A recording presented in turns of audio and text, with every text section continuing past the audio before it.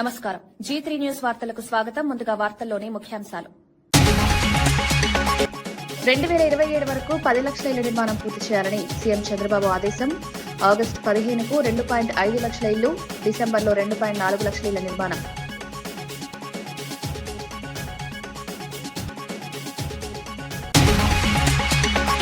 కొడంగల్ బాలాజీ ఆలయ పునర్నిర్మాణ పనులకు భూమి పూజ చేసిన సీఎం.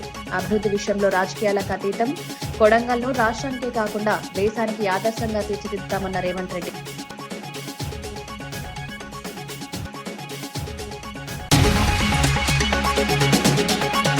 తప్పుడు కేసులో కోర్టుకు హాజరైన మాజీ మంత్రి గుడివాడ అమర్నాథ్. రైల్వే జోన్ సాధన కోసం తప్పుడు కేసులను సవాల్ చేసిన అమర్నాథ్ 6 నెలల జైలు తీర్పు సవాల్ చేస్తూ చట్టపరంగా పోరాటం. ప్రభుత్వ బెదిరింపులకు ఎదురుగా ప్రజాస్వామ్య రీతిలో పోరాటం. 50 ఏళ్ల అంగన్వాడీ వ్యవస్థకు టీజీ ఫుడ్స్ ద్వారా నాణ్యత. చిన్నారులు, గర్భిణీలకు సరైన పోషణ, నాణ్యత ప్రమాణాలు పాటిస్తూ ఫుడ్ సరఫరా. ప్రభుత్వం తగిన శ్రద్ధతో సెంటర్లో సామాజిక బాధ్యత కొనసాగిస్తుందని వ్యాఖ్య. చంద్రబాబు నాయుడు గృహ నిర్మాణం, భూ సర్వేపై సమీక్ష నిర్వహించారు. ఆగస్టు 15 నాటికి 2.5 లక్షల ఇళ్ల నిర్మాణాన్ని పూర్తి చేయాలని, డిసెంబర్ నాటికి మరో 2.4 లక్షల ఇళ్లను పూర్తి చేయాలని ఆదేశించారు. 2027 నాటికి 10 లక్షల ఇళ్ల నిర్మాణ లక్ష్యంతో ప్రణాళికలు రూపొందించాలన్నారు. గ్రామీణ ప్రాంతాల్లో 3 సెంట్లు, పట్టణ ప్రాంతాల్లో 2 సెంట్ల భూభాగం కేటాయించడం, నివాసితులకు సరైన స్థలం, మౌలిక సౌకర్యాలు అందించడం కీలకమని తెలిపారు. విజయవాడ, ఇతర ప్రాంతాల్లో ఇళ్ల నిర్మాణ పనులను సమర్థవంతంగా పర్యవేక్షిస్తూ ప్రభుత్వం నిరంతరం పురోగతిని గమనిస్తుందని స్పష్టం చేశారు. ఈ చర్యల ప్రణాళికతో, సమయపాలనతో అమలు చేయబడతాయని, ప్రజలకు స్థిరమైన నివాసం కల్పించడానికి ప్రభుత్వం కట్టుబడి ఉందని తెలిపారు. ఒకవేళ వాళ్ళు గాని ఒప్పుకుంటే 2 సెంట్లు బదులు 3 సెంట్లు కావాలంటే వాళ్ళు మోడిఫికేషన్ చేసి ఎగ్జిస్టింగ్ లేఅవుట్ లో అది కూడా ఇవ్వండి. ఈ 2 ఎక్సర్సైజ్లు అయిన తర్వాత బ్యాలెన్స్ బెనిఫిషరీస్, బ్యాలెన్స్ ఎవరైతే ఉన్నారో రిమైనింగ్ బెనిఫిషరీస్, కొంతమందికి అక్కడ ఉండడానికి కూడా విల్లింగ్ లేదు, కొంతమంది కొత్త వాళ్ళు ఉన్నారు. వీళ్ళని ఒకసారి ఎస్టిమేట్ చేయండి. ఎస్టిమేట్ చేసి ఇప్పటికీ ఏదైతే ఉందో ల్యాండ్ ఎక్కడెక్కడ మీకు పాసిబిలిటీ ఉందో డిస్ప్యూట్ లేకుండా ఇమ్మీడియట్ అక్విజిషన్ చేసి హౌస్ సైట్స్ ఇచ్చేసి ఈ హౌస్ సైట్స్ కూడా ఇండ్లు కట్టాలి. టోటల్ 10 లక్షల ఇండ్లు కట్టాలి. మీకు వచ్చేది 2 లక్షల ఇంటి జాగాలు ఇవ్వాలి. ఇవన్నీ కూడా ఉండేటన్ని అడ్జస్ట్ చేసిన తర్వాత ఎలిజిబుల్ అటు ఇటు 10,000 20,000 ఉన్నా మీరు కన్సిడరేషన్ తీసుకుంటారు. స్టాచ్యురేషన్ బోర్డుకి వెళ్తున్నాం, 100% ఇస్తున్నాం. 60,000 మందికి పట్టాలు ఒక విజయవాడలో ఇచ్చే అవకాశాలున్నాయి. ఇదే మరిగా విశాఖపట్నంలో ఒక 20,000-30,000-40,000 వేలకు అక్కడ కూడా ఇచ్చే అవకాశం ఉంది. ఒక 10,000-15,000. ఇలాంటి చాలా గ్రామాలు, ఈవెన్ గుంటూరు 22 ఏకర్ చాలా ల్యాండ్స్ ఉన్నాయి. ఇవన్నీ కూడా మీరు తీసుకొని నాకు అవన్నీ కూడా క్లియర్ చేసి 100% రెగ్యులరైజ్ చేయడం మన బాధ్యత. 1 ఈజ్ 4,88,000 ఆన్ గోయింగ్ హౌసింగ్, 2.5 లక్షలు ఆగస్ట్ 15th. 2 మిగిలిన 2,33,000 38,000 వస్తుంది. 4,88,000 అంటే అది బై డిసెంబర్. రిమైనింగ్ 10 లక్షల ఇండ్లు 2 ఇయర్స్. 2 ఇయర్స్ అంటే ఇప్పటి నుంచి నెక్స్ట్ ఇయర్ 2028 డిసెంబర్ మీరు ప్లాన్ చేసుకోండి. దీనికి కావాల్సిన హౌస్ సైట్స్ ఎగ్జిస్టింగ్ లేఅవుట్స్ లో దోస్ హు ఆర్ విల్లింగ్. కొడంగల్లో ప్రతి ఒక్కరూ 2034 వరకు కలిసికట్టుగా పనిచేయాలని ముఖ్యమంత్రి రేవంత్ రెడ్డి తెలిపారు. రాజకీయాలు, పార్టీలు, గుంపులు, వ్యక్తిగత స్వార్థాలను పక్కన పెట్టి ప్రజాసేవకు, ప్రాంతీయ అభివృద్ధికి దృష్టి సారించాలని సూచించారు. ఒక తరహా అన్ని వర్గాలు, వయసులు, పార్టీలు కలిసినప్పుడు కొడంగల్ దేశంలో ఆదర్శ నియోజకవర్గంగా నిలుస్తుందని, విద్య, రోడ్లు, వ్యవసాయం, ఆరోగ్యం, భవన నిర్మాణం వంటి ప్రధాన రంగాల్లో సమన్వయాన్ని పెంచి అభివృద్ధి కార్యక్రమాలను వేగవంతం చేయాలని ముఖ్యమంత్రి హితవు సూచించారు. ప్రతి వర్గం, ప్రతి వ్యక్తి అందరికీ సమాన అవకాశాలు, శ్రద్ధ చూపుతూ కూటమి రూపంలో కొడంగల్ అభివృద్ధికి కృషి చేయాలన్నారు. కొడంగల్ పోయి చూసి రావాలి అని అనుకునేటట్టు ఉండాలి. గానే మా కిషన్ నాయక్ ఉన్నాడు, సార్ మా ఊరికి కరెంటు లేదు, సబ్ స్టేషన్ ఇస్తే నీకు మంచిగా ఏంది ఆటను కోసి దావత్ ఇస్తాను. మరి ఆ ఎల్ల ఒక సబ్ స్టేషన్ కోసం ఎక్కడెక్కడనో తిరిగి కన్నోళ్ళ కాళ్ళు పట్టుకొని ఆ ఎల్ల తెచ్చిన. ఇవాళ ఒక్కటి కాదు 100 కావాలంటే మనం సంతకం పెట్టుకుంటే అయితే ఒక్క సబ్ స్టేషన్ కోసం ఆయల్ల కన్నమ్మ కష్టాలు పడాల్సి వచ్చిందారే మా కిషన్ నాయక్ అడిగే మరి ఎట్లనైనా చేయాలి కదా తండాలకు అని మరి ఆయల్ల సబ్ స్టేషన్ తెచ్చుకున్నాం. ఒక్కటి తెచ్చుకుంటే పెద్ద విజయం అన్నట్టు అనిపించింది. ఇవాళ 400 kV సబ్ స్టేషన్ పరిగికి తెచ్చుకున్నాం. ఇవాళ పెద్ద ఇండస్ట్రియల్ పార్క్ 2000-3000 ఎకరాలల్లా పెద్ద పెద్ద పరిశ్రమలు దేనికే ఇవాళ మనము లగచర్ల దగ్గర మనం పెద్ద పరిశ్రమలే కట్టుకుంటున్నాం. డైరెక్ట్ కోస్గి నుంచి ఇంటర్నేషనల్ ఎయిర్పోర్ట్ వరకు 300 ఫీట్ల రోడ్డు ముంబై పూనా ఎట్లుంటుందో అంత గొప్ప రోడ్డు ఇవాళ మనం తెచ్చుకుంటున్నాము. ఇవాళ కొడంగల్ చౌరస్తా ఆ ఎల్ల ఎట్లుండే ఇవాళ ఎట్లా తయారవుతుంది. ఆ ఎల్ల ఈ గుడికాడికి వస్తే ఎన్ని సందులు ఎన్ని గుంతలు ఎట్లుండేనో మీరందరూ చూసారు. ఇవాళ మనం కట్టుకోబోతున్న గుడి నమూనా ఆ పక్కన కనిపిస్తుంది. అందుకే మిత్రులారా ప్రతి ఊర్లో చిన్న చిన్న సమస్యలు ఉంటాయి, భిన్నమైన అభిప్రాయాలు ఉంటాయి, అక్కడక్కడ భేదాభిప్రాయాలు కూడా ఉంటాయి. కానీ నా సూచన ఒక్కటే, రాజకీయాలకు అతీతంగా మనం వ్యవహరించాలి. మనందరం కలిసికట్టుగా ఉండాలి. మీరందరూ కలిసికట్టుగా ఉంటే ఎన్ని వందల కోట్లైనా ఇవాళ మన దగ్గరికి తెచ్చుకునే పరిస్థితి. హైదరాబాద్ లో చిల్కల్గూడ ప్రాంతంలో మధ్యరాత్రి జరిగిన ఘోర హత్యపై ఏడీసీపీ నర్సయ్య స్పందించారు. ఆఘాతక హత్యకు బాధ్యులను తక్షణమే గుర్తించి నేరాలకు ఎదురుదెబ్బ ఇవ్వడానికి ప్రత్యేక బృందాలను ఏర్పరిచినట్లు తెలిపారు. సెంట్రల్ పోలీస్ విభాగం, స్థానిక పోలీస్ స్టేషన్లు వేగవంతమైన సర్వేల ద్వారా పరిస్థితిని పరిశీలిస్తున్నాయి. ఈ ఘటన తర్వాత నగరంలో రాత్రిపూట సర్వేలు పెంచి ప్రజల భద్రతను భరోసా ఇవ్వడం ముఖ్యమని పేర్కొన్నారు. యువకులపై దాడి, హింసాచర్యలు ఈ ప్రాంతంలో మరింత చోటు చేసుకోకుండా పౌరుల సురక్షిత జీవనానికి కేంద్ర ప్రభుత్వం, పోలీస్ వర్గాలు చర్యలు తీసుకుంటున్నాయి. ఈ కొత్త భద్రతా ప్రణాళిక విద్యార్థులు, ఉద్యోగులు, స్థానికులందరికీ ముఖ్యమైంది. ఏడీసీపీ సూచనల ప్రకారం ప్రజలు అప్రమత్తంగా ఉండాలి, పోలీస్ సూచనలను అనుసరించాలి. తర్వాత ఆయన ఫ్రెండ్స్ కూడా ఉన్నారు. కార్తీక్ అనే ఫ్రెండ్స్ అక్కడ ముగ్గురు కూర్చొని దే ఆర్ వాచింగ్ క్రికెట్. అరుగు మీద కూర్చున్నప్పుడు సడన్గా అటాక్ చేస్తే అతని తీవ్రమైన కత్తిపోట్లైనా ఇమీడియట్గా పోలీసు ఇన్ఫర్మేషన్, అదే రకంగా లోకల్ పీపుల్ తోటి గాంధీ హాస్పిటల్ షిఫ్ట్ చేయడం జరిగింది. సో ఆ రకంగా అతను తీసుకెళ్ళిన తర్వాత అతను గాయాలతో చనిపోవడం జరిగింది. సో ఇప్పటికున్న ప్రాథమిక దర్యాప్తు ప్రకారము ఏదైతే మృతుడు డిసీజ్డ్ ఏదైతే ఉన్నాడో అతను అమ్మాయితోటి లవ్ అఫేర్ ఉందని ఒక ప్రాథమికంగా తేలింది. సో అమ్మాయి ఆ విషయంలో అమ్మాయి బ్రదర్స్ వాళ్ళ ఫ్యామిలీ మెంబర్సు ఇంతకుముందు కూడా చాలాసార్లు వార్నింగ్ ఇచ్చినట్టు, ఒక 4 months క్రితం కూడా అతన్ని బెదిరించినట్టు తెలిసింది. బట్ ఇటువంటి ఇన్ఫర్మేషన్ మనకు పోలీస్ కంప్లైంట్ రాలేదు. సో లోకల్లో ఉన్న వాళ్ళు దాన్ని పాసిఫై చేసి వాళ్ళకు కాంప్రమైజ్, వాళ్ళు కూడా ఊహించలేదు ఇంత పెద్ద దురాఘాతం అవుతుందని. నిన్న అతని మీద అటాక్ చేయడం వల్ల అతను చనిపోయాడు. ఇమ్మీడియట్గా పోలీస్ రెస్పాండ్ అయింది. కేసు మర్డర్ కేసు కింద రిజిస్టర్ చేశాం. అతి త్వరలో అందరూ ఇన్వాల్వ్ అయిన, రెస్పాన్సిబుల్ అయిన అందరు నిందితులను డీసీపీ గారి ఆధ్వర్యంలో, డీసీపీ గారు కూడా వస్తున్నారు, డీసీపీ గారి ఆధ్వర్యంలో, సిపి గారి పర్యవేక్షణలో అందరినీ కూడా అరెస్ట్ చేస్తాము. ఇమ్మీడియట్గా ఈ కేసులో మంచి దర్యాప్తు చేసి నిందితులకు అందరూ శిక్ష పడటకు అన్ని రకాల పోలీసు చర్యలు తీసుకుంటుంది. గతంలో నిందితుల మీద ఉన్నాయని తెలుస్తున్నది, మేము వెరిఫై చేస్తాం. ఇంతకుముందు కూడా ఆ ఫ్యామిలీకి, ఇంకో పక్క ఉన్న వేరే ఫ్యామిలీకి మనకు ఇన్సిడెంట్ అయింది. లాస్ట్ టైం కూడా 307 కేసు పెట్టడం జరిగింది. వాళ్ళని జైలు కూడా పంపించాం. వాళ్ళ మీద షీట్స్ కూడా ఓపెన్ ఉన్నాయి. సో మళ్ళీ ఇది ఒక ప్రేమ వ్యవహారం అని తెలుస్తుంది. నిజంగా అది ఏంది, what is the motive behind this murder అనేది మేము కొంచెం మీరు టైం ఇస్తే మేము దర్యాప్తులో మీ అందరికీ వివరాలు మళ్ళీ చెప్తాం. అటువంటిది ఇంకా మనకు దీంట్లో అటువంటి యాంగిల్ లేదు. అమ్మాయికి సంబంధించిన వాళ్ళే డైరెక్ట్గా ఇన్వాల్వ్ అయ్యి కొట్టడం జరిగింది. సో మనకు చూసిన వాళ్ళు ఐవేస్తున్నారు. సుపారీ గ్యాంగ్ అనే యాంగిల్ ఇందులో ఎక్కడ కూడా లేదు. ప్రాథమికంగా మనకు ఉన్నదాని ప్రకారం 5 members అనుకుంటున్నాం. దీని వెనక కూడా ఇంకెవరైనా కుట్ర ఉన్నారా, వాళ్ళకి సంబంధించిన ఎవరైనా కాన్స్పిరేటర్స్ ఉన్నారా, ఎవరైనా అబెటర్స్ ఉన్నారా, ఈ కేసులో ఈ కేసులో ఇన్వాల్వ్ ఉన్నా కానీ ఎవరిని కూడా వదిలిపెట్టము. తప్పకుండా అందరిని అరెస్ట్ చేస్తాము. అందరిని కోర్టు ముందట పెట్టి వాళ్ళకు శిక్ష పట్టేట్టు అన్ని రకాల చర్యలు మేము తీసుకుంటాం. సార్ ఇంట్లో డ్రగ్స్ తీసుకుంటున్నారని ఆరోపిస్తున్నారు సార్. చూస్తాం, అది కూడా వెరిఫై చేస్తాం. అరెస్ట్ చేసిన తర్వాత వాళ్ళకి డ్రగ్స్ టెస్ట్ చేస్తాం. ఇన్ కేసు డ్రగ్ ఉంటే ఆ సెక్షన్ కూడా పెడతాం. ఎవరు ఎలాంటి నేరానికి పాల్పడినా ఇది ఒక రకంగా అబ్బాయి మీద దాడి చేయడం అనేది ఎవరు కూడా సహించరు. సో చట్ట ప్రకారం అన్ని చర్యలు తీసుకొని వాళ్ళకు శిక్ష పడేంత వరకు కూడా మేము అన్ని రకాల చర్యలు తీసుకుంటాం. అది ఇంకా మనకు తెలియదు. ఇప్పుడు అది మనం ఈ స్టేజ్లో మనం చెప్పలేము. బట్ అది మోస్ట్లీ లేదని అనుకుంటున్నాం. But during course of investigation ఇంకా ఏం ఫ్యాక్ట్స్ వస్తాయి, ఏం నిజాలు బయటకు వస్తాయి అనేది మనం ఈ స్టేజ్లో చెప్పలేము. అది ఇప్పుడు చెప్పలేము ఆ స్టేజ్. ఇప్పుడు అమ్మాయిని ఇప్పుడు పిక్చర్లో తీసుకురావడం మాట్లాడడం అనేది అది ఒక ఇప్పుడు అసంభవం, ఇది అంతా కాదు. సో వెరిఫై చేస్తాం.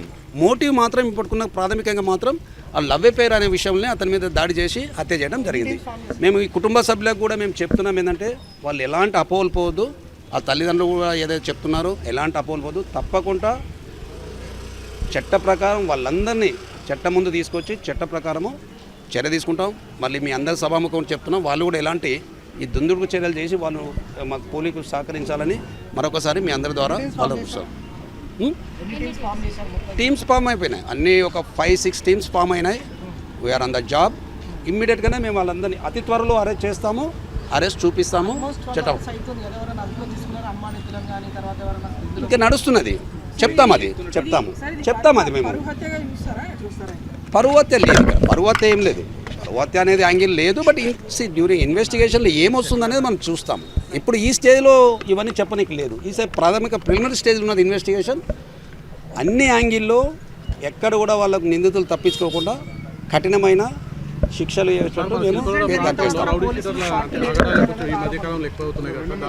మీరు ఇప్పుడు చెప్తున్నారు, మీరు అందరు చెప్తున్నారు అక్కడ అవుతున్నాయి అన్నారు. బట్ ఇన్సిడెంట్ అయిన తర్వాత మీరు రిపోర్ట్ చేస్తున్నారు. ఇన్సిడెంట్ కాకముందు ఎవరు కూడా చేయలేదు.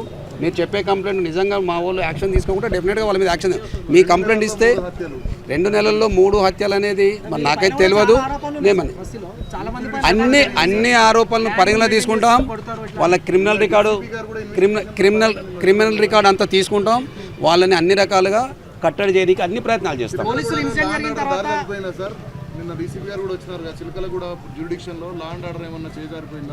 లా అండ్ ఆర్డర్ ఎక్కడ చేజారిపోలేదని మీరు అందరూ చూస్తున్నారు. ఇది ఒక ఇష్యూ మీద జరిగిన హత్య, ఇదేదో లా అండ్ ఆర్డర్ రిలేటెడ్ కాదు. బట్ లేట్ ఎక్కడ రాలేదు, ఇమ్మీడియట్. నేనే నైట్ డ్యూటీ ఉన్నాను, ఇమ్మీడియట్ రష్ వచ్చాము. అన్నీ వచ్చాను, నేను నైట్ డ్యూటీ ఉన్నాను. రాత్రి కొడంగల్లో 1972లో కొలువుదీరిన శ్రీ వెంకటేశ్వర స్వామి ఆలయం సుమారు 6 ఎకరాల విస్తీర్ణంలో పునర్నిర్మాణం అవుతోంది.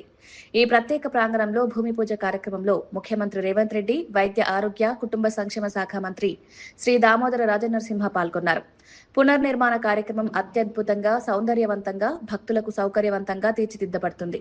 ఆలయ నిర్మాణం ప్రాదేశిక అభివృద్ధికి, ప్రాంతీయ పర్యాటక ఆకర్షణకు, భక్తుల కోసం సౌకర్యాలు అందించడానికి కీలకం. మంత్రివర్యులు, భక్తులు, పర్యాటకులు ఆలయాన్ని సౌకర్యంగా ఉపయోగించగలిగేలా ప్రతి విభాగాన్ని పరిశీలించాలని, ప్రాజెక్టు నాణ్యత, భద్రతపై సూత్రపూర్వక నియంత్రణ తీసుకోవాలని సూచించారు. ఈ పునర్నిర్మాణం ప్రజాస్వామ్య ప్రభుత్వం వైపు మానవత, సాంస్కృతిక బాధ్యతగా భావిస్తామని, భక్తులకు సౌకర్యం, సుందరత, భద్రత కల్పించడం ప్రధాన లక్ష్యమని తెలిపారు. మానవత్వం ఫరిడిల్లాలే, భక్తి శ్రద్ధలతోటి జీవించాలే. ఇలాంటి అద్భుతమైన ఆలోచన, ఒక కమిట్మెంట్, ఓ నిబద్ధత అనేది చాలా మంది ప్రజా నాయకులకు ఉండదు. ఇది నాకు వ్యక్తిగతంగా, లేదా మీకు, లేదా వేదిక పైన ఉన్న అందరికీ మనమందరం అదృష్టవంతులం.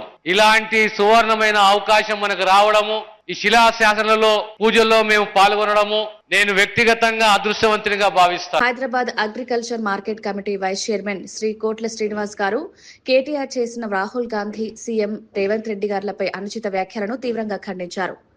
రాహుల్ గాంధీ కుటుంబం దేశానికి చేసిన త్యాగాలను, ముఖ్యమంత్రి రేవంత్ రెడ్డి సాధారణ స్థాయి నుంచి అధికారం చేపట్టి ప్రజల సంక్షేమం కోసం చేస్తున్న కృషిని గౌరవించాల్సిందని పేర్కొన్నారు. కేటీఆర్ తన భాష, తీరు మార్చుకోకపోతే కాంగ్రెస్ పార్టీ కార్యకర్తలు తగిన విధంగా స్పందిస్తారని హెచ్చరిస్తూ ప్రజా రాజకీయాల్లో వాడకపు విధానాలు తప్పకుండా సమీక్ష చేయబడతాయని స్పష్టం చేశారు. ఒక దేశాన్ని నిర్మించిన ఘనత కూడా శ్రీమతి ఇందిరాగాంధీకి దక్కుతుందని చెప్పడంలో ఎలాంటి అత్యశక్తి లేదు. శ్రీమతి ఇందిరాగాంధీ బలిదానం కుటుంబం కోసం కాలే, ఈ దేశం కోసమైన సంగతి ఈ దౌర్భాగ్యమైన కేటీఆర్ గారు తెలుసుకోవాల్సిన అవసరం ఉంది. అదే విధంగా రాజీవ్ గాంధీ గారు ఈ దేశం కోసం బలిదానమయ్యారు. తల్లి తనయుల బలిదానం ఈ దేశం ఎప్పుడు మర్చిపోదన్న సంగతి కూడా ఈ కేటీఆర్ గారు తెలుసుకోవాల్సిన అవసరం ఉంది. అదే విధంగా 2004లో యూపీఏ ప్రభుత్వం ఏర్పడ్డప్పుడు శ్రీమతి సోనియా గాంధీ గారికి ప్రధానమంత్రి అవకాశం వస్తే ఒక ఆర్థికవేత్త అయిన మన్మోహన్ సింగ్ గారికి ప్రధానమంత్రి పదవికి పట్టం కట్టారు. అంటే ఒక త్యాగాల కుటుంబం. అదే విధంగా రాహుల్ గాంధీ గారు కూడా 2009లో ప్రధానమంత్రి అవకాశం వస్తే కూడా డాక్టర్ మన్మోహన్ సింగ్ గారి మద్దతు తెలిపి ఏదైతే ప్రధానమంత్రి చేశారు. అదే విధంగా ఇలా త్యాగాల కుటుంబం బలిదానాల కుటుంబం గురించి మాట్లాడే స్థాయి కేటీఆర్ గారికి లేదు. తస్మత్ జాగ్రత్త అని సందర్భంగా మనం చేస్తాను. అదే విధంగా రాష్ట్ర ముఖ్యమంత్రి రేవంత్ రెడ్డి గారి పట్ల పిచ్చి పిచ్చిగా మాట్లాడితే ఒక జెడ్పీటీసీగా, ఒక ఎమ్మెల్సీగా, ఎమ్మెల్యేగా, ఎంపీగా, కాంగ్రెస్ పార్టీ వర్కింగ్ ప్రెసిడెంట్గా, రాష్ట్ర కాంగ్రెస్ పార్టీ అధ్యక్షునిగా, అదేవిధంగా ఇలా రాష్ట్ర ముఖ్యమంత్రిగా ఒక ప్రజాపాలన చేస్తున్న ముఖ్యమంత్రి పైన నువ్వు వరంగల్ గడ్డ మీద నువ్వు పిచ్చి పిచ్చి మాటలు మాట్లాడితే కాంగ్రెస్ పార్టీ కార్యకర్తలు చూస్తూ ఊరుకో. తస్మత్ జాగ్రత్త. గతంలో మీరు ఆర్థిక విధ్వంసం చేసిర్రు, గతంలో మీరు అవినీతి పాల్పడ్డారు. మీ కుటుంబానికి మాత్రం పశ్చిమ బెంగాల్ రాజకీయాల్లో సీనియర్ నాయకుడు సువేందు అధికారి బీజేపీలో శాసనసభాపక్ష నేతగా ఏకగ్రీవంగా ఎన్నికయ్యారు. కోల్కతాలో కేంద్ర హోంమంత్రి అమిత్ షా సమక్షంలో జరిగిన సమావేశంలో ఈ నిర్ణయం తీసుకున్నారు. ఇది బెంగాల్ చరిత్రలో బీజేపీ నుంచి ముఖ్యమంత్రి కావడానికి అతిపెద్ద అడుగు. మే 9న కోల్కతాలోని బ్రిగేడ్ పరేడ్ గ్రౌండ్ లో ఘన ప్రమాణ స్వీకారం కార్యక్రమం జరగనుంది. ఈ కార్యక్రమంలో ప్రధాని మోదీ సహా పలువురు కేంద్ర మంత్రులు హాజరు కానున్నారు. సువేందు అధికారి నేతృత్వంలో బీజేపీ పార్టీ రాష్ట్రంలో వ్యూహాత్మక విధంగా కార్యకలాపాలను ముందుకు తీసుకెళ్లనుంది. రాష్ట్ర రాజకీయాల్లో కొత్త శకం, మౌలిక సవాళ్లను ఎదుర్కోవడానికి సువేందు ఆధ్వర్యంలో పార్టీ ప్రణాళికలు రూపొందిస్తున్నాయి. এরপর আমাদের মাননীয় শ্রমিক ভট্টাচার্য মহাশয়, আমাদের বিধায়ক দলের নেতা আমাদের শুভেন্দু দাকে সংবর্ধনা দিলেন।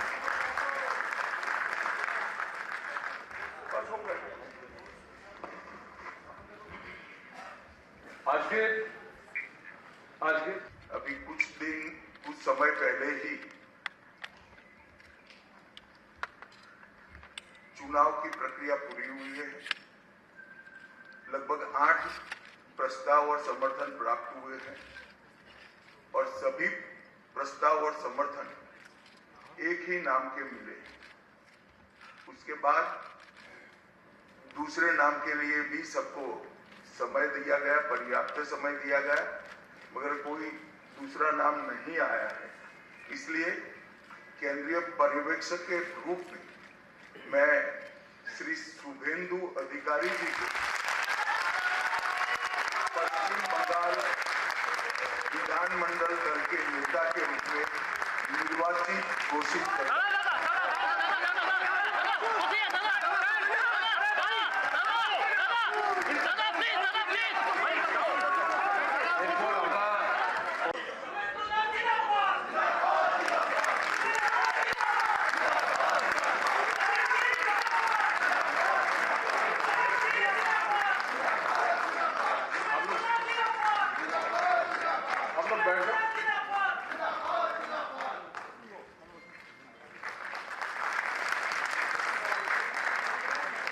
আমাদের উড়িষ্যার সিএম আমাদের মোহন মাঝিজি সম্বর্ধনা করলেন।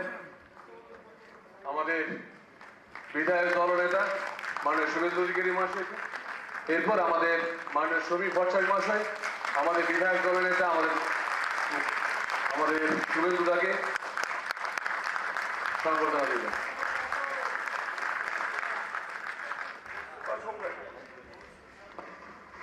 అంగన్వాడీ సెంటర్లలో చిన్నారులు, గర్భిణీ స్త్రీలకు అందించే పోషకాహారం ద్వారా వారి ఆరోగ్యం, పోషణ స్థిరంగా ఉండి టీజీ ఫుడ్స్ కార్మికుల కోసం ప్రత్యేక దృష్టి తీసుకుని వారి ఆరోగ్యం, పనితీరు పట్ల ప్రభుత్వ శ్రద్ధను నిరూపించింది. కొత్త కార్యక్రమం ప్రారంభించి కార్మికులు సముచిత పోషకాహారం పొందేలా చర్యలు చేపట్టడం ప్రారంభమైంది. చైర్మన్ టి నిర్మలా జగ్గారెడ్డి ఈ విధంగా సెంటర్లలో తగిన నాణ్యత, భద్రత, సరైన సరఫరా కొనసాగించడం ప్రధాన లక్ష్యం. ప్రభుత్వ, ప్రైవేట్ భాగస్వామ్యంతో చిన్నారులు, స్త్రీలు ఆరోగ్యంగా ఉండే విధంగా నిరంతర ఫుడ్ సప్లై, నాణ్యత నియంత్రణ కొనసాగిస్తామని తెలిపారు. అందరికీ మరి చేసే సేవ మీకు ఇంకా కూడా కలిగించాలా, దేవుడు ఆరోగ్యాలు కూడా మీకు ఇవ్వాలి. ఎందుకంటే ఈ రోజు మేము ప్రతి జిల్లాలో చూస్తే ఫుడ్ నుంచి వచ్చే ఆహారం తిని పిల్లలు, కొంతమంది పిల్లలు వెయిట్ లాస్ ఉండడం, పెరగకపోవడం, హైట్ పెరగకపోవడం, లేకపోతే రక్తహీనత, రక్తం తక్కువ ఉండిపోవడం, అలాంటి రోగాలు ఎన్నో వస్తున్నాయి. కానీ ఇక్కడ నుంచి ఏర్పాటు చేసిన అంగన్వాడీ టీచర్స్ కి ఇచ్చి మరి వాళ్ళందరూ కూడా సప్లై చేస్తుంటే ఈరోజు చాలా ఈ కార్పొరేషన్, ఈ ఫుడ్ కార్పొరేషన్ నుంచి చాలా మంచి వెల్నెస్ వస్తుంది పిల్లలందరికీ, తల్లులకు కూడా. తెలంగాణ రాష్ట్రం కాదు, ప్రతి దగ్గర కూడా ఆడవాళ్ళు బలహీనంగా ఉంటారు, రక్తహీనంగా ఉంటారు. ఎందుకో మనందరికీ తెలుసు. మహిళ ఎప్పుడైనా కానీ పంచి పెట్టడమే కానీ తన కడుపు చూడదు, ఎదుటి వాళ్ళ కడుపు చూస్తుంది. భర్త కానీ కొడుకు కానీ బిడ్డ కానీ కడుపు చూస్తుంది, తన కడుపు కాల్చుకొని. మనము ప్రొవైడ్ చేస్తే ఆ తల్లికి కడుపులో ఉన్న బిడ్డ బాగుంటది, తల్లి బాగుంటది, ఆరోగ్యంగా ఉండాలి. మరి ఆరోగ్యం లేకపోతే హాస్పిటల్లో లేకపోతే పుట్టిన పిల్లలు చనిపోవడం జరుగుతుంది. కాబట్టి మన ముఖ్యమంత్రి గారు మరి మంచి ఆలోచన చేసి ఈ కార్యక్రమాన్ని ఏర్పాటు చేసి కొండాపూర్ పోలీస్ స్టేషన్ లో డీఎస్పీ సత్తయ్య గౌడ్ మీడియా సమావేశం నిర్వహించి గౌరీరెడ్డి శ్రీధర్ రెడ్డి చేసిన అసత్య ఆరోపణలకు సమాధానమిచ్చారు. గ్రామంలో ఫ్యాక్టరీ నిర్మాణానికి సంబంధించి బెదిరింపు కేసు నమోదు చేసి విచారణ కొనసాగుతున్నట్లు తెలిపారు. కేసులో ఏవైనా అభ్యంతరాలుంటే సంబంధిత శాఖలకు ఫిర్యాదు చేయాలని సూచించారు. మహిళా ఎస్ఐపై అనుచిత వ్యాఖ్యలు చేసినట్లయితే అట్టుదాటి ప్రవర్తనే చర్యలకు కారణమని స్పష్టం చేశారు. గతంలో శ్రీధర్ రెడ్డిపై పలు కేసులు నమోదయ్యాయని పోలీస్ చర్యతో అందరితో సమానంగా తీసుకున్నట్లు తెలిపారు. ఆ గ్రామంలో ఒక కొత్త నూతనంగా నిర్మితమవుతున్న ఒక ఫ్యాక్టరీకి సంబంధించి ఆ ఫ్యాక్టరీకి సంబంధించిన వ్యక్తి మీద అక్కడికి పోయి బెదిరించినాడని, ఫోన్లో బెదిరించినాడని ఓ దరఖాస్తు వస్తే ఎస్ఐ గారు కేసు నమోదు చేయడం జరిగింది. ఆ కేసు నమోదు చేసిన దాంట్లో విచారణలో భాగంగా అతన్ని పోలీస్ స్టేషన్ పిలవడం జరిగింది. పోలీస్ స్టేషన్కి పిలవడంలో భాగంగా పిలుచుకొచ్చిన తర్వాత అతన్ని కొన్ని విషయాలు అడగడం జరిగింది. మీరు ఎందుకు పోయారు, మీరు ఎందుకు ప్రశ్నించారు, ఒకవేళ మీకు అభ్యంతరం ఉంటే సంబంధిత శాఖలతో మీరు సంప్రదించి వాళ్ళకు పిటిషన్ ఫిర్యాదు రూపకంగా కానీ కన్సల్ట్ చేసి కానీ వాటికి తీసుకోవచ్చు అని చెప్పేసి అన్నప్పుడు అతను మహిళా అధికారం కూడా చూడకుండా అభ్యంతరకర భాష మాట్లాడడం. దాని విధంగా మొదలు వచ్చినప్పుడు పోలీస్ స్టేషన్లో అందరికీ రిసీవ్ చేసుకున్నట్టే అతన్ని కూడా రిసీవ్ చేసుకోవడం జరిగింది, అతనితో మాట్లాడడం జరిగింది. అతను చెప్పింది కానీ అతని ప్రవర్తన మీ అందరికీ కూడా గతంలో మీరు లోకల్ కాబట్టి మీకు ఐడియా కూడా ఉంటుంది. కొంత అభ్యంతరకరమైన భాష వాడడం వల్ల అతన్ని ఇప్పుడు ఆ రకం కింద కూర్చోబెట్టిండని చెప్పేసి అతను చెప్పుకుంటాడు. దానికి కారణం ఎవరు? ఆయన ప్రవర్తన. సరే, ఆ విషయం అది ఉంది. దాని మీద నా విచారణ జరుగుతుంది. దాని మీద దాని తదుపరి చర్య తీసుకుంటాం. కేసే లేదు అంటే అతను మీరు ఆ వీడియోలో మీరు చూస్తూ మీకు అందరికీ కూడా మీరు అంత చెప్తున్నాం. నాకు కేసు అవుతుందని తెలుసు, నేను తెలిసే చేసినా అని చెప్పేసి స్పష్టంగా ఆయన ఒప్పుకోవడం జరుగుతుంది. చట్టం పట్ల ఎంత దాని గురించి విధేయత ఉంది, చట్టం పట్ల ఏ రకమైనటువంటి అభిప్రాయం ఉందని దాన్ని బట్టి మీరు అర్థం చేసుకుంటారు. అతనే చెప్తుండు, మీరు నేను కూడా చూసిన ఫుటేజ్ క్లిప్పింగ్. నాకు కేసు అవుతుంది అని తెలిసి ఉంటే ఇప్పుడు నిజమే. దానికి ఇప్పుడు ఆ విలేజ్లో పోలీసు వారు దాంట్లో దేవాలయాలకు ఇచ్చిన దానికి వ్యతిరేకం కాదు. ఆడ ఈ పల్లె ప్రకృతి వనం చెట్లు చేయడం దాంట్లో మాకు సంబంధం. దానికి సపరేట్ డిపార్ట్మెంట్ ఉంది, సపరేట్ డిపార్ట్మెంట్ వాళ్ళు డీల్ చేస్తారు. ఇంకా రోడ్డు వాటికి కూడా ఉంటుంది. వాటికి ఏవి కూడా మాకు సంబంధం లేదు. వాటికి ప్రతి డిపార్ట్మెంట్ ప్రతి ఒక్క పనికి ఒక శాఖ ఉంది. ఆ శాఖ వాళ్ళు దానికి సంబంధించేసి వాళ్ళు చూస్తారు. ఇప్పుడు ఎవరికైనా ఏమైనా అభ్యంతరాలు ఉంటే అతనే కాదు ఇంకెవరికైనా కానీ, ఆ ఊరు వాళ్ళు కాదు వేరే ఎవరికైనా కానీ ఎవరికైనా అభ్యంతరం ఉంటే ఖచ్చితంగా సంబంధిత శాఖతోటి సంప్రదించి దాంతో తగు చర్యలు తీసుకోవడానికి ప్రతి వ్యక్తికి, భారతదేశంలో ఉన్న ప్రతి ఒక్కరికి స్వేచ్ఛ ఉంది. పోలీసు వారిని దాంట్లో డబ్బులు తిన్నారు ఆరోపణలు ఉంటే, ఒకవేళ నిజంగా ఆయన దగ్గర ఆధారం ఉంటే మా పై అధికారులు ఉంటారు, ఆ పై అధికారుల దగ్గర పోయి సంప్రదిస్తే ఖచ్చితంగా వాళ్ళు విచారణ చేస్తారు. దానికి అనుగుణంగా లభించిన సాక్ష్యాధారాలకు ఆధారంగా చర్యలు తీసుకుంటారు. కానీ ఈ రకంగా చేయడము ఇదంతా ఒక రకంగా బెదిరింపు చేసే కార్యక్రమంలో భాగమని నేను చెప్తాను. ఎందుకంటే అతను నా మీద కేసులు లేవు అని చెప్పేసాను. అతని మీద ఒక 5 కేసులు ఈ కేసులో కలుపుతుంది. గతంలో నేను ఈ హంగారులో పనిచేస్తున్న కాలంలో గతంలో ఒక ప్రైవేటు ఈ వెంచర్ వాళ్ళతోటి ఏదో మధ్యవర్తి 1975లో ప్రధాని ఇందిరాగాంధీ చేత ప్రారంభించిన అంగన్వాడీ వ్యవస్థ పేదల కడుపు తడమే విధంగా సేవలందించింది. ప్రస్తుతం ఈ సెంటర్లో టీజీ ఫుడ్స్ ద్వారా చిన్నారులు, గర్భిణీ స్త్రీలకు పోషకాహారం సరఫరా అవుతోంది. సీతక్క పంచాయతీరాజ్, గ్రామీణాభివృద్ధి, స్త్రీ శిశు సంక్షేమ శాఖ మంత్రి ఆహార నాణ్యత ప్రమాణాలను తప్పనిసరిగా పాటించాలన్నారు. చిన్నారుల ఆరోగ్యం, భద్రత, పోషణకు ప్రాధాన్యత ఇవ్వడం ముఖ్యమని స్పష్టం చేశారు. టీజీ ఫుడ్స్ సప్లైలో ఖచ్చితమైన నియంత్రణ, నాణ్యతా ప్రమాణాలను పాటించడం ద్వారా పిల్లలు, స్త్రీలు ఆరోగ్యంగా ఉండేలా ప్రభుత్వం కృషి చేస్తుంది. మహబూబ్నగర్ జిల్లా నుంచే బూరుగుల రామకృష్ణారావు గారు కూడా రావడం జరిగింది. ఈనాటి ముఖ్యమంత్రి గారు కూడా రేవంత్ రెడ్డి గారి జిల్లా నుంచి ఆనాడు 75లో పేద పిల్లల కడుపు నింపాలి అని, పేద పిల్లలు ఆకలితో అల్మటించవద్దని అంగన్వాడీ సెంటర్స్ను ప్రారంభించినటువంటి మహనీయురాలు, ఉక్కు మహిళ మరి స్వర్గీయ ఇందిరమ్మ గారు అని ఈ సందర్భంగా తెలియజేస్తా ఉన్నాను. ఆనాడు ప్రారంభించినటువంటి అంగన్వాడీ సెంటర్స్ కు మరి ఈ యొక్క టీజీ ఫుడ్ ఇక్కడ నుంచి అన్ని ఉమ్మడి ఆంధ్రప్రదేశ్ లోని అన్ని అంగన్వాడీ సెంటర్స్ లోకి ఫుడ్ ను పంపించి పిల్లల యొక్క ఆహార భద్రతను పర్యవేక్షించినటువంటి పరిస్థితి, ఆహార భద్రతను కల్పించినటువంటి విషయం మనం గుర్తుపెట్టుకోవాలి. అంత మహా గొప్ప ప్రదేశం ఈ రోజు ఈ యొక్క టీజీ ఫుడ్ సెంటర్. ఇక్కడ పనిచేస్తున్నటువంటి కార్మికులకు అనేక రకాల సమస్యలు ఇంకా ఉండొచ్చు, కానీ మనం పెట్టే ఫుడ్డు బాలామృతం కానీ, బాలామృతం ప్లస్ కానీ, మరి ఇన్స్టెంట్గా రేపు నుంచి తొలి ముద్ద కానీ, ఇవన్నీ ఈ దేశ భవిష్యత్తు కోసం మన పిల్లల్ని బలంగా, వాళ్ళ బాల్యాన్ని బలంగా ఉండేందుకు తయారు చేసేటువంటి ఫుడ్డు ఇక్కడ మీ చేతుల మీదుగా తయారవుతుంది. అందుకని ఏ చిన్న మిస్టేక్ అయినా ఇవాళ ఈ సమాజము, ఒక జనరేషను అనారోగ్యం పాలవుతుంది. అందుకనే ఇక్కడ నుంచి వచ్చే ప్రతిదీ కూడా చెక్ చేసుకొని ఏ అధికారి కానీ, ఏ కార్మికులు కానీ అశ్రద్ధ చేయొద్దు. ఇక్కడ నుంచి పోయేది తినే దాంట్లో మన పిల్లలు ఉంటారు, మన చుట్టాల పిల్లలు ఉంటారు, మన ఊరు పిల్లలు ఉంటారు, మన ఇంటి పక్క పిల్లలు ఉంటారు. అదే కాకుండా మన దేశ భవిష్యత్తు పిల్లలు. కాబట్టి అత్యంత జాగ్రత్తగా మనము ప్రతిదీ కూడా ఇక్కడ దృష్టి పెట్టుకొని తీసుకోవాలని కోరుకుంటూ, మరి ఇప్పటి వరకు ఈరోజు గెయిన్ ప్లాంట్ ఏదైతే మనము శంకుస్థాపన చేసుకున్నామో, భూమి పూజ చేసుకున్నామో, చాలా సంవత్సరాలుగా అది పెండింగ్ ఉంది. దాని మూలంగా కార్మికులకు కూడా కొంత బర్డెన్ ఉండొచ్చు, కానీ ఈరోజు అది తొందరగా కంప్లీట్ చేసుకుంటే ఇంకా నాణ్యమైనటువంటిది మనం అందించగలుగుతాం. కాబట్టి సెక్రటరీ గారు, చైర్మన్ గారు, మరి టీజీ ఫుడ్ ఎండి గారు చంద్రశేఖర్ రెడ్డి గారు, మరి 3 మెన్ టీమ్గా మీరు తయారై ముగ్గురు కనీసం వచ్చే నెల వరకు దాన్ని వాడుకలోకి తీసుకొస్తే ముఖ్యమంత్రి గారి చేతుల మీదుగా ఎమ్మెల్యే గారు, ఎంపీ మంత్రి గుడివాడ అమర్నాథ్ విశాఖపట్నం కోర్టులో హాజరయ్యారు. రైల్వే జోన్ సాధన కోసం గతంలో ఆమరణ నిరాహార దీక్ష చేపట్టిన సమయంలో టీడీపీ ప్రభుత్వం తప్పుడు కేసు పెట్టినట్లు ఆయన పేర్కొన్నారు. కోర్టు 6 నెలల జైలు శిక్ష విధించింది. అమర్నాథ్ గారి ఈ తీర్పును సవాల్ చేస్తూ చట్టపరంగా పోరాడుతున్నట్లు, ప్రభుత్వ బెదిరింపులకు అతన్ని తట్టిపెట్టలేరని స్పష్టం చేశారు. ఆయనకు మద్దతుగా ప్రజాస్వామ్య రీతిలో పోరాటం కొనసాగుతున్నట్లు బహిరంగంగా తెలిపారు.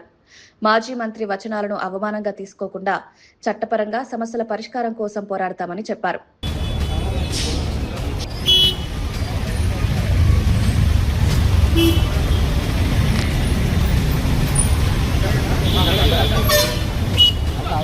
ఇవి ఈనాటి వార్తా విశేషాలు. మరో బులెటిన్లో మళ్ళీ కలుద్దాం. నమస్కారం.